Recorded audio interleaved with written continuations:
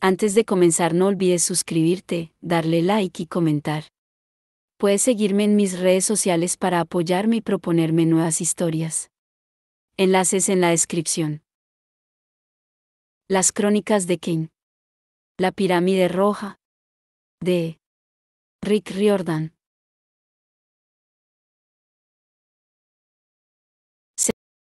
Sadie. 16. Como si se quedó sin cejas. Desperté cuando me vaciaron un cubo de agua helada en toda la cara. Sadie. Arriba, dijo Sia. Dios. Chillé. ¿Hacía falta eso? No, admitió ella. Me dieron ganas de estrangularla, solo que me había quedado calada, temblorosa y aún seguía desorientada. ¿Cuánto tiempo había pasado durmiendo? Me parecían unos minutos nada más, pero el dormitorio estaba desierto. Los otros catres estaban hechos. Las chicas ya debían de haberse marchado a sus lecciones matutinas. Sia me lanzó una toalla y varias piezas de ropa limpia de lino. Nos reuniremos con Carter en la sala de purificación. Acabo de darme una ducha, muchísimas gracias. Lo que me hace falta es un desayuno como es debido. La purificación os preparará para la magia. Se echó al hombro su bolsa de trucos y extendió el báculo largo y negro que había utilizado en Nueva York. Si sobrevivís, veremos qué hay de comer. Estaba harta de que me recordaran que podía morir, pero me vestí y la seguí afuera. Después de una sucesión infinita de túneles, llegamos a una cámara donde rugía una catarata. Encima de nosotros no había techo, solo las paredes de un pozo que parecía no tener parte superior. El agua caía de la oscuridad hasta una fuente, salpicando contra una estatua de 5 metros que representaba al dios ese con cabeza de pájaro. ¿Cómo se llamaba? ¿Tok? No, Tot. El agua le caía sobre la cabeza, se acumulaba en las palmas de sus manos y de allí se vertía al estanque.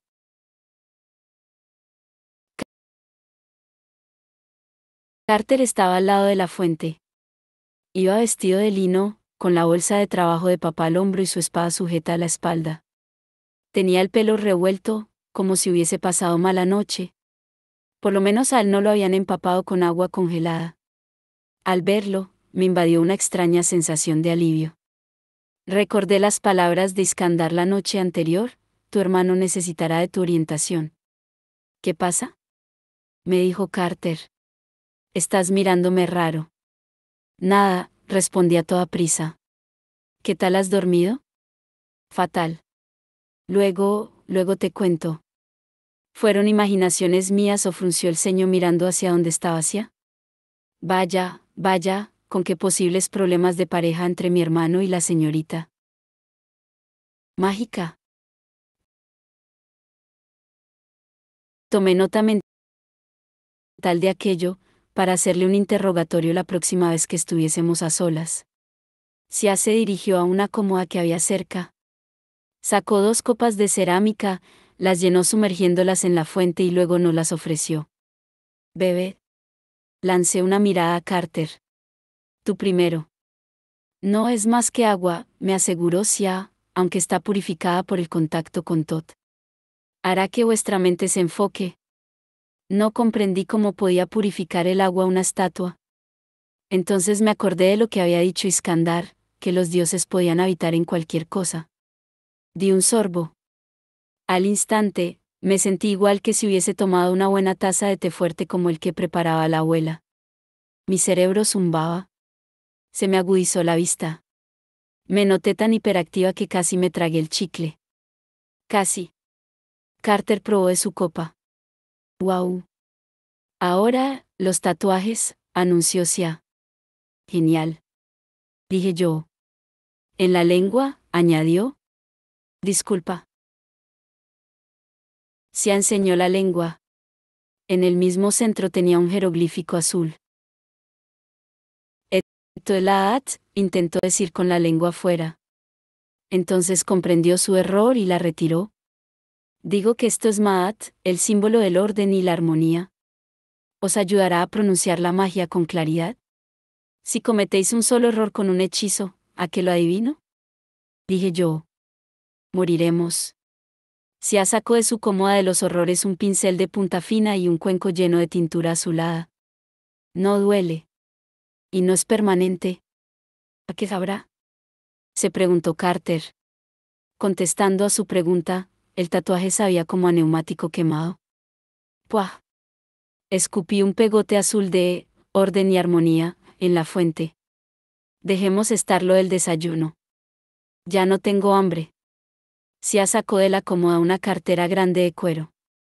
Carter tiene permitido quedarse con los utensilios mágicos de vuestro padre, además de un báculo y una varita nuevos.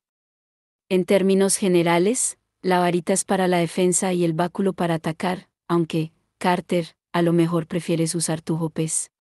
¿Jopes? La espada curva, aclaró Sia. ¿Era el arma favorita de la guardia del faraón? Se puede utilizar en la magia de combate. Tú, Sadie, necesitarás un equipo completo. ¿Por qué se queda él con el material de papá? Protesté. Porque es el mayor, dijo la maga, como si aquello lo explicase todo. Típico. Sia me arrojó la cartera de cuero. Dentro había una varita de marfil, una barra que supuse que se transformaría en báculo, papeles, un juego de tinta, un trozo de cordel y un encantador cacho de cera. No es que me hiciese una ilusión loca. ¿Y si me hago un hombrecillo de cera? Sugerí. ¿Quiero un plastilino para mí? Si te refieres a una figurilla, debes crearla tú misma. Se te enseñará el procedimiento, si es que tienes la habilidad. Tu especialidad la determinaremos más adelante. ¿Especialidad? Preguntó Carter. Igual que, por ejemplo, Nectaneo se especializaba en estatuas. Se asintió. Nectaneo tenía una habilidad extrema para la magia estatuaria. Podía crear unos satis tan creíbles que pasaban por humanos. Nunca ha habido otro más grande que él en la estatuaria. Salvo Iskandar, tal vez. Pero existen muchas otras disciplinas: sanador, creador de amuletos, encantador de animales, elementalista, mago de combate, nigromante. ¿Mago presciente? Pregunté. Sia me miró con expresión de curiosidad. Sí, aunque esa es muy poco frecuente. ¿Por qué lo carraspeé? ¿Cómo podemos saber nuestra especialidad? Saldrá a la luz muy pronto, prometió Sia, pero los buenos magos saben un poco de todo, por lo que siempre empezamos con una prueba básica. Vamos a la biblioteca. La biblioteca del gnomo primero era parecida a la de Amos, solo que 100 veces más grande, con habitaciones circulares cuyas paredes estaban cubiertas por estanterías dispuestas en celdilla que daban la impresión de no tener fin. Parecía el panal más enorme del mundo. No paraban de aparecer y desaparecer satis de arcilla, que recogían cilindros con papiros y se esfumaban, pero no vimos a más gente. Sia nos llevó a una mesa de madera y extendió un largo papiro que estaba en blanco. Cogió un estilete y mojó la punta en tinta. La palabra egipcia se significa amanuense o escritor, pero también puede referirse a un mago. La razón es que la magia, en su estado más básico, transforma las palabras en realidad. Ahora vais a crear un papiro.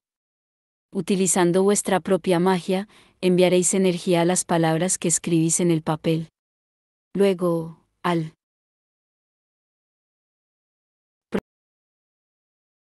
pronunciarlas, las palabras liberarán la magia. Le entregó el estilete a Carter. No lo pillo, rezongó él. Una palabra sencilla, le aconsejó la maga. Puede ser cualquier cosa. ¿En inglés? Se atorció el gesto. Si no hay más remedio, servirá cualquier idioma, pero lo mejor son los jeroglíficos. Son el idioma de la creación, de la magia, de Maat. Sin embargo, debe ser cuidadoso. Sin darle tiempo a que se explicara, Carter trazó un sencillo jeroglífico que representaba un pájaro. El dibujo se retorció, se despegó del papiro y salió volando. Al pasar, dejó caer unas cagarrutas de jeroglífico en la cabeza de Carter. No pude contener la risa al ver la cara que se le quedó.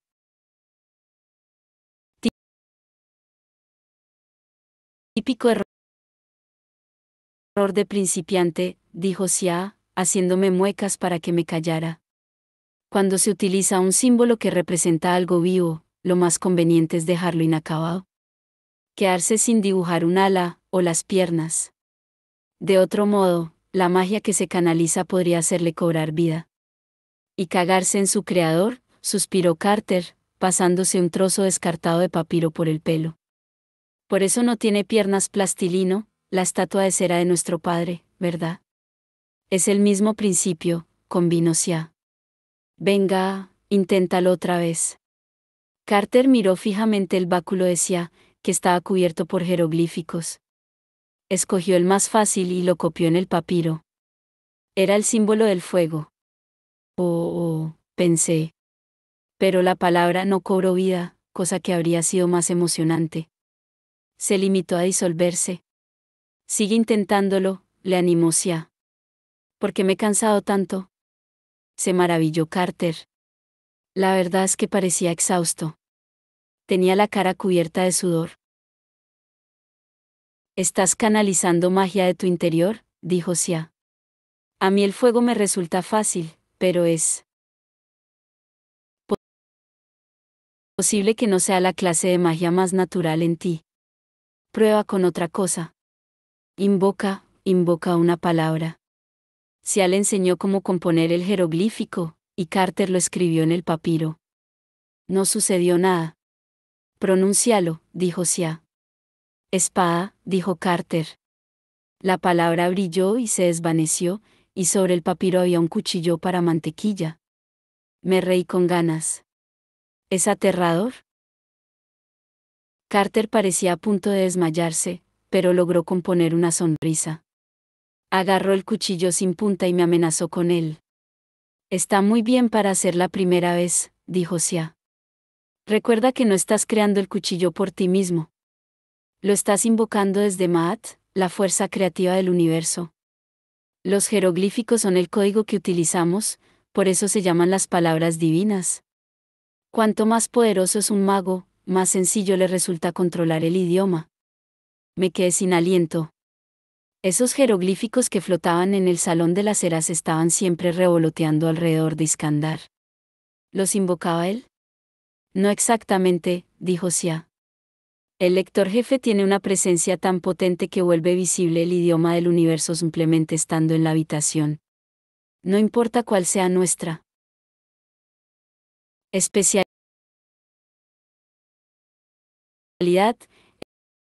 el mayor anhelo de todo mago es convertirse en orador de las palabras divinas, conocer también el idioma de la creación que pueda componer la realidad solo con el habla, sin usar siquiera un pergamino. Como decir, destruir, aventuré, y que explote una puerta. Se puso cara pensativa. Exacto, pero hacer algo así requeriría años de práctica. Sí. Bueno, pues. Vi por el rabillo del ojo que Carter meneaba la cabeza a los lados, advirtiéndome en silencio de que cerrara el pico. Vacilé. Algún día aprenderé a hacerlo. Se enarcó una ceja. Antes, debes dominar el papiro. Me estaba empezando a cansar de la actitud de la chica, así que cogí el estilete y escribí fuego, en inglés. Se inclinó y arrugó la frente. No deberías. Antes de que pudiese terminar la frase, brotó una columna ardiente delante de su cara. Yo chillé, convencida de haber hecho algo horrible, pero al apagarse la llama Sia seguía estando allí, con cara de pasmo, las cejas quemadas y el flequillo chamuscado. ¡Ay, Dios!, dije. Lo siento, lo siento. Ahora es cuando muero.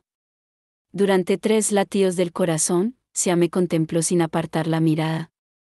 Ahora, afirmó, creo que estáis listos para un duelo. Cruzamos otro portal mágico, que Sia invocó en una pared de la biblioteca. Entramos en un círculo de arena que se arremolinaba y aparecimos al otro lado, cubiertos de polvo y arenilla, delante de unas ruinas. La intensa luz solar casi me cegó.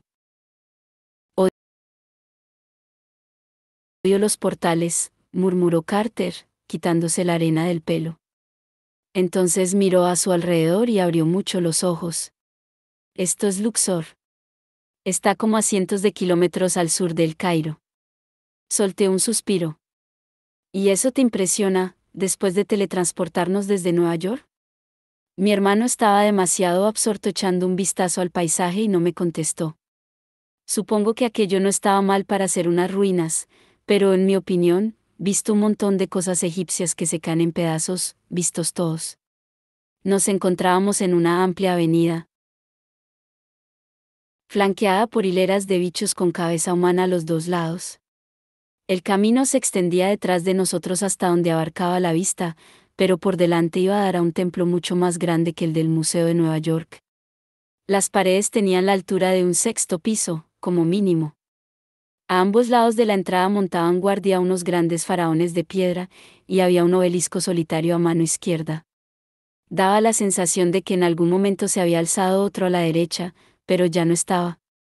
Luxor es un hombre moderno, dijo Sia. Esto fue una vez la ciudad de Tebas. El templo se contaba entre los más importantes de Egipto. Es el mejor sitio para que practiquemos. ¿Porque ya está destruido? Sugerí. Sia me dedicó uno de sus famosos fruncimientos de ceño. No, Sadie, porque sigue estando lleno de magia. ¿Y porque estaba consagrado a vuestra familia?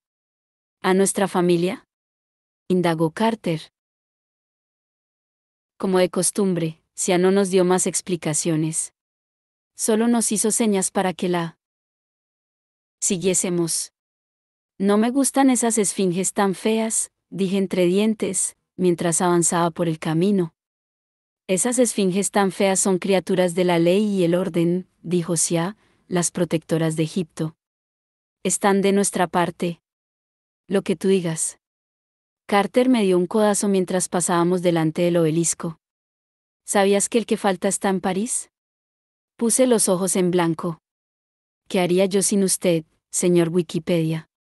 Yo creía que estaban en Nueva York y en Londres. Esos son una pareja distinta, dijo Carter, creyendo que tenía algún interés en el tema. El otro obelisco de Luxor está en París. Ojalá yo también, dije. Mucho mejor que estar aquí. Entramos en un patio polvoriento, rodeado de columnas medio derruidas y estatuas que habían perdido diversas partes del cuerpo. Aún así, se notaba que el lugar había sido muy impresionante en sus tiempos. ¿Dónde está la gente?, pregunté. Es pleno día y son vacaciones de Navidad. ¿No deberíamos tener turistas a montones? Se puso una expresión de disgusto. Normalmente, sí. Les he animado a que se quedaran lejos durante unas horas. ¿Cómo?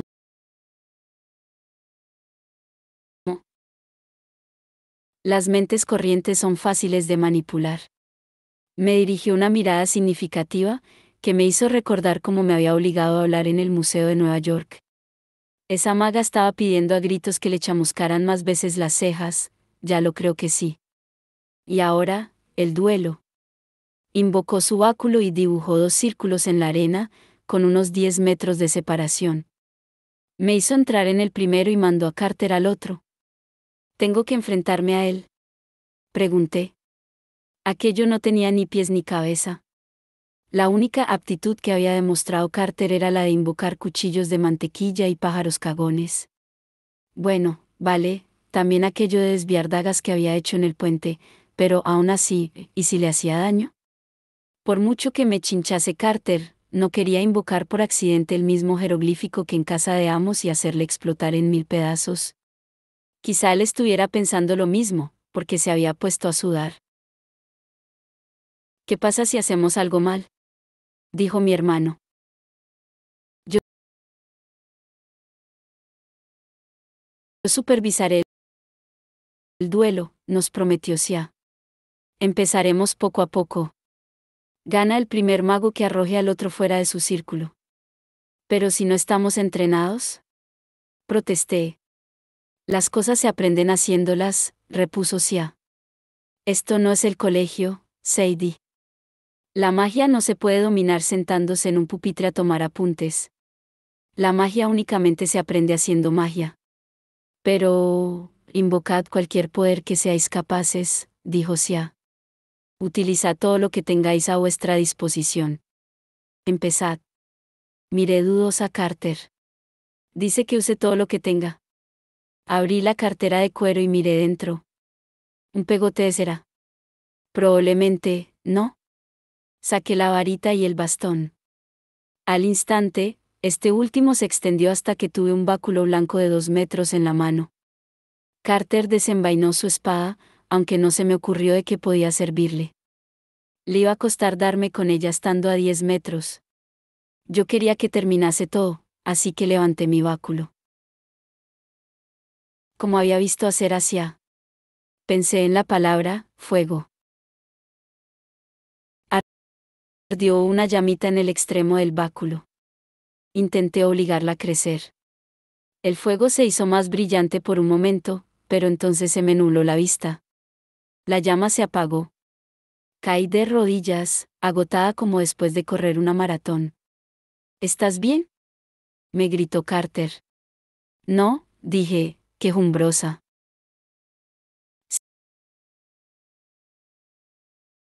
Si se deja inconsciente a sí misma, ¿gano yo?, preguntó él.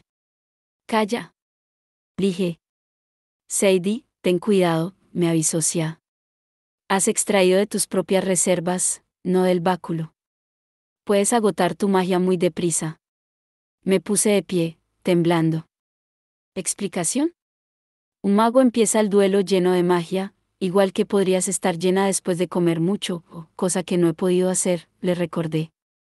Cada vez que haces magia, siguió diciendo Sia, consumes energía. Puedes extraer esa energía de ti misma, pero debes conocer tus límites. De lo contrario, podrías agotarte del todo, o algo peor. Tragué saliva y miré mi báculo, que todavía humeaba. ¿Cómo de peor?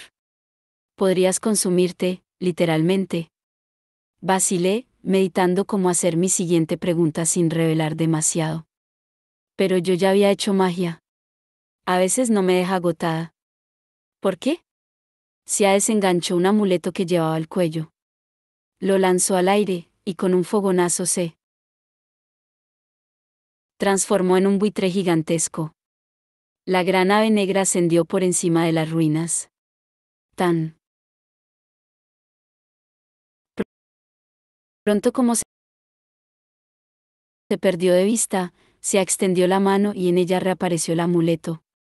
La magia se puede extraer de muchas fuentes, dijo. Puede acumularse en pergaminos, varitas o báculos. Los amuletos son particularmente poderosos.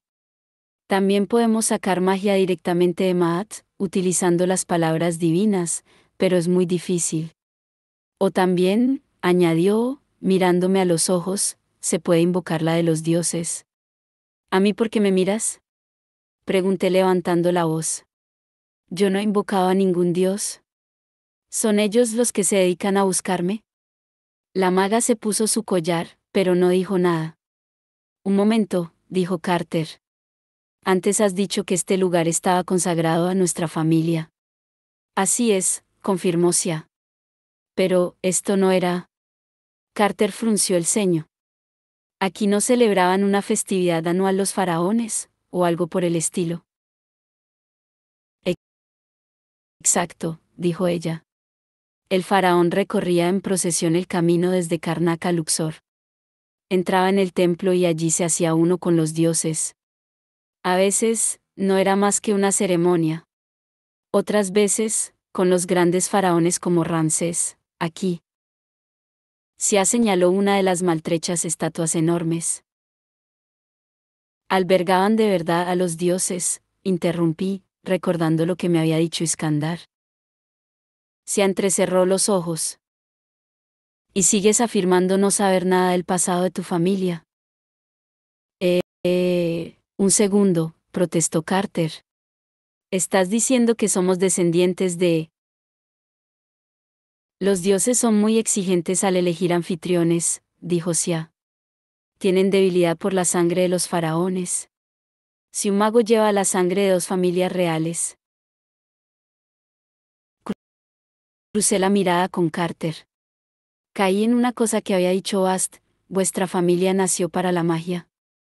Además, Amos nos había contado que las dos ramas de nuestros antepasados tenían una historia complicada con los dioses, y que Carter y yo éramos los niños más poderosos que habían nacido en siglos.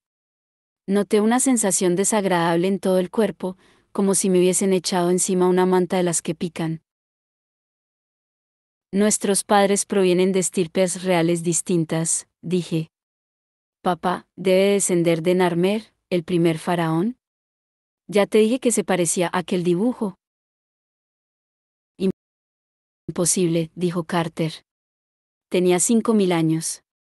Aún así, vi que estaba pensando a toda velocidad. Se volvió hacia. Así que los Faust. Este patio lo construyó Ramsés el Grande. ¿Nos estás diciendo que la familia de mi madre son descendientes suyos? Sia suspiró. ¿Vuestros padres os lo ocultaron? ¿Qué cosas pasan? ¿Por qué creíais que erais tan peligrosos para nosotros? ¿Creéis que estamos albergando dioses? Dije, absolutamente estupefacta. ¿Estáis preocupados por eso, solo por una cosa que hicieron nuestros tatatamiles de tatarabuelos? Me parece una idiotez como la copa de un pino. Pues demuéstralo, replicó Sia. Enfréntate a Carter, y enseñadme lo floja que es vuestra magia. Nos dio la espalda, como si no tuviésemos la menor importancia.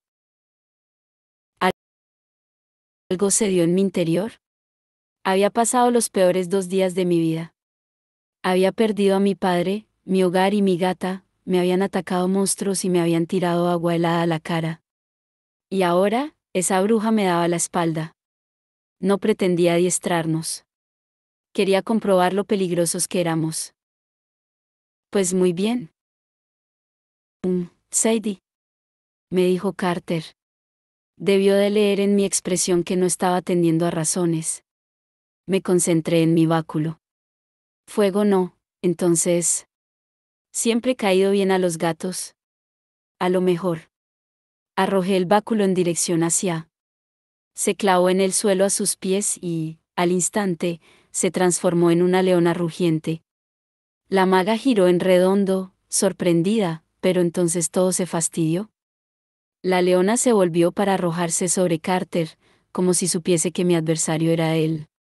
Solamente tuve una fracción de segundo para pensar, ¿qué he hecho?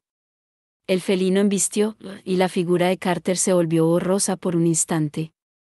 Mi hermano se elevó desde el suelo, rodeado por un caparazón holográfico como el que había utilizado Bast, solo que esta imagen gigante era la de un guerrero con cabeza de halcón. Carter dio un mandoble y el guerrero halcón hizo lo mismo, con lo que su brillante filo de energía partió en dos a la leona. La gata se disolvió en el aire y mi báculo cayó a la arena, cortado limpiamente en dos mitades. El avatar de Carter titiló y desapareció enseguida. Él aterrizó en el suelo, sonriendo de oreja a oreja. Mola. Ni siquiera parecía cansado. Cuando me sobrepuse al alivio de no haberlo matado, me di cuenta de que yo tampoco notaba ningún cansancio. Si acaso, tenía más energía, no menos. Me volví en dirección hacia, desafiante. ¿Qué? Mejor, ¿no? Tenía la cara descompuesta. El halcón. Él ha invocado. Antes de que terminase de hablar, resonaron unos pasos contra los adoquines. Un iniciado entró corriendo en el patio, con aspecto de sufrir un ataque de pánico. Las lágrimas habían dejado surcos en el polvo de sus mejillas. Dijo una frase rápida en árabe. Al recibir el mensaje, la maga se dejó caer sentada en la arena. Se llevó las manos a la cara y empezó a sacudirse. Carter y yo salimos de los círculos del duelo y corrimos hacia ella. Sia, dijo Carter, ¿qué pasa? Ella respiró hondo, intentando recobrar la compostura. Cuando levantó la mirada, tenía los ojos enrojecidos. Dijo algo al adepto, que asintió y volvió a la carrera por donde había venido. Son noticias del gnomo primero, dijo con un hilo de voz. Iskandar. No pudo seguir. Me sentí peor que si un gigante me hubiese dado un puñetazo en el estómago. Pensé en las extrañas palabras de Iskandar, la noche anterior, parece que también yo puedo reposar, al fin. Ha muerto, ¿verdad? A eso se refería. Se clavó sus ojos en mí. ¿Cómo que, a eso se refería? Me faltó un pelo para revelarle que había hablado con Iskandar la noche anterior, pero supuse que no sería muy conveniente mencionarlo. Nada. ¿Cómo ha sucedido? Mientras dormía, dijo Sia. Llevaba años teniendo achaques, por supuesto. Pero aún así, tranquila, dijo Carter, sé que era una persona importante para ti. Sia se enjugó las lágrimas y luego se puso en pie con torpeza. ¿No lo entendéis? El siguiente en la línea es Desjardins. Lo primero que hará en cuanto lo nombre el lector jefe será ordenar que os ejecuten. Pero si no hemos hecho nada. Dije. Sia dejó asomar la rabia a sus ojos. ¿Es que aún no os dais cuenta de lo peligrosos que sois? Estáis albergando dioses. ¡Qué chorrada!, insistí, aunque una sensación incómoda se iba apoderando de mí. Si fuese. Cierto, no podía ser. Además, ¿cómo iba nadie a ejecutar niños por algo de lo que no eran?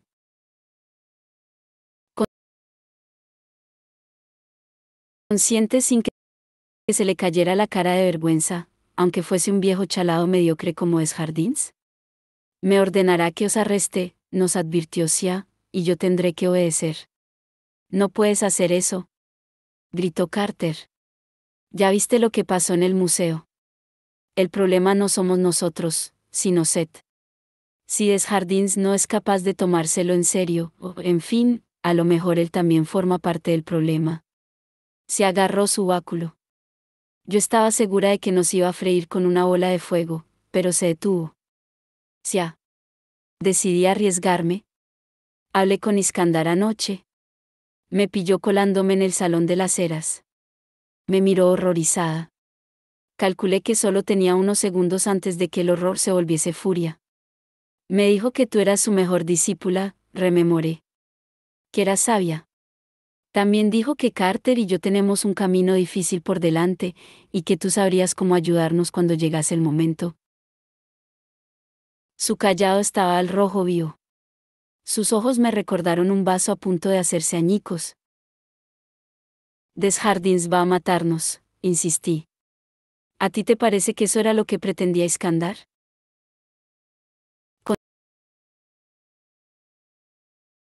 Conté hasta 5, 6, 7. Cuando ya pensaba que nos iba a tumbar con un rayo, bajo el báculo.